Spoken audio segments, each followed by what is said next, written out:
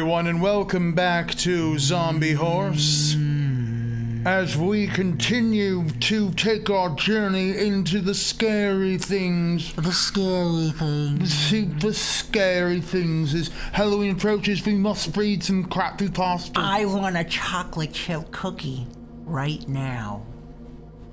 We're fresh out. I want a chocolate chip cookie right now. We're fresh out of them. I want a chocolate chip cookie right now. We're fresh out of them. Shit. Tonight's story is The Face. The face. Prepare. Because everybody's got a face that they hold inside. Everyone's a face they make when they close their eyes. A face that laughs every time they cry. A face that watches every time they fall. Come in with it. It watches everything. Say it. Watches everything. I don't know the next line. Fuck. Sink or swim. You suck. Right beneath the skin. Now go in with it.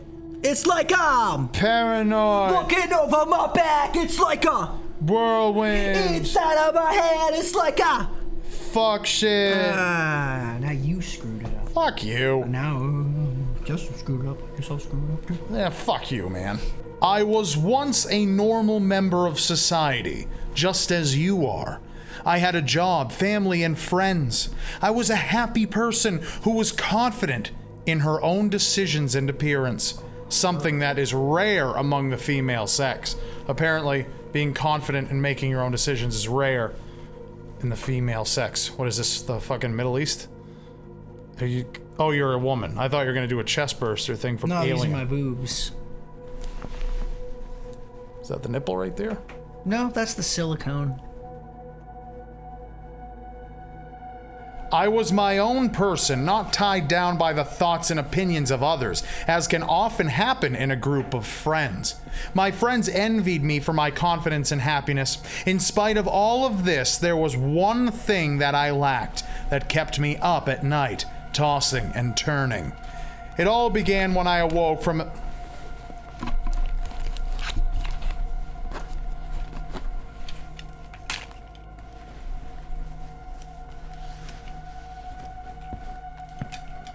It all began when I awoke from a dizzying dream drenched in cold sweat. My body was trembling, and the pitch darkness that I slept in made the hairs on the back of my neck stand on end. I reached over to turn on the lamp to my left when suddenly I stopped. My hand just before the cord that would bring light into my room. A voice, a deep masculine voice, had spoken from the darkness. Soft and purring, it made me turn my head to each side. Trying in vain to see the figure who had spoken. I wanted to turn on the light to see my room, but I also did not want to see this man who spoken. Did not want to see him, perhaps leaning over me. This story is getting like shittier and shittier. Like they started kind of strong and now they're just falling apart. I could feel hot breath on my face and in a panic turned the light on. There was nothing. I was alone. My room was empty except for my cat, who was fast asleep at the end of my bed. I stared around my room, heart racing. A dream, I said softly to myself. But no matter how I tried, I could not turn the light off. I got little sleep that night and decided to take the day off of work. I had a good reputation with my boss for being consistently on time every day, and so he allowed me to take the day off with his blessing. I decided that what I needed was exercise, for tiring my body would allow me to sleep well that night. I ran my usual route, moving from my house to the busy Central Street 2 blocks down. This allowed me to feel connected to a group of people. I made it to Central with no difficulties except for a slight shortness of breath. Just slight. Fuck it, who cares? You ran like 2 hours, just a slight shortness of breath. A car stopped my progress at a light and I jogged in place, not wanting to lose the pace of running. A hand touched my shoulder as I stood there and my heart fell. Had I dropped something? I turned and froze. A face stood millimeters from my own. No, not that part. No!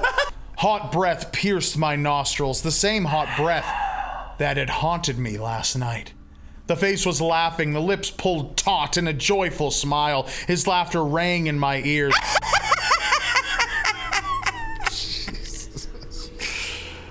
That definitely rang in my fucking ears. Deafening and painful, yeah. I fell to my knees from the pain, and the face followed me to the ground, standing over me. Just a fucking face floating around?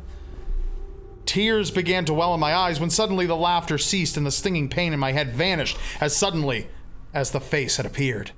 Gasping for air, I stood and looked around. There was no one around. No cars drove in the streets. No pedestrians walked hurriedly across the sidewalks. I was completely alone. Perplexed, I began to jog across the crosswalk to the other side of the street. Pain lanced across my right side, and suddenly I was in the air. Sound pierced my eardrums, and my body hit something hard and solid. Oh my God. That was a couch, dude. Hit the floor. The floor is hard and solid. There you go. Much better. My head connected with a small, sharp object, and stars burst before my eyes. Blackness threatened to engulf me as I felt something warm and hot touch my back, lifting me off of the... lifting me off of the hard something on which I had landed. "Don't worry," said a voice urgently as a sharp horn sounded from somewhere around me. "I'll get you out of here. Someone call an ambulance." I blinked the stars from my eyes and saw through the blood that stung my eyes the same laughing face. The body connected to the face was carrying me in its arms. I struggled to get free, but the slightest movement made more stars erupt in my eyesight. Then, all was blackness. I've been in the hospital for several weeks now, they tell me. I was unconscious for most of it, and still haven't regained feeling in my legs or arms. The doctors told me, speaking through the openings in the cast that covered my shattered skull together, that I had walked into traffic. I remember none of this. All I can remember is the face laughing, the laughter penetrating the darkest reaches of... penetrating the darkest reaches of my dreams. Today, my hearing has cleared up enough to hear discussions happening about the room without the use of a hearing aid. I heard two nurses talking amongst each other.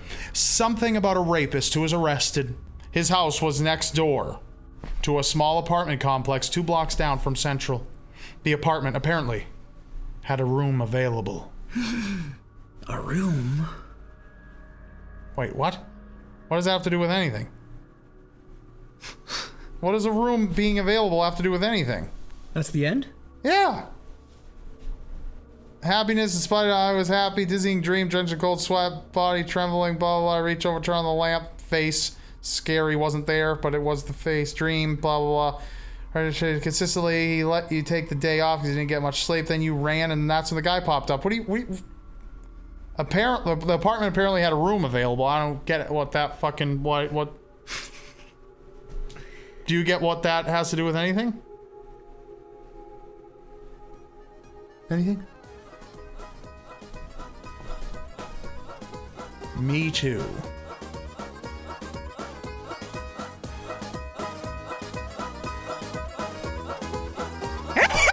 Jesus! Fuck you, man!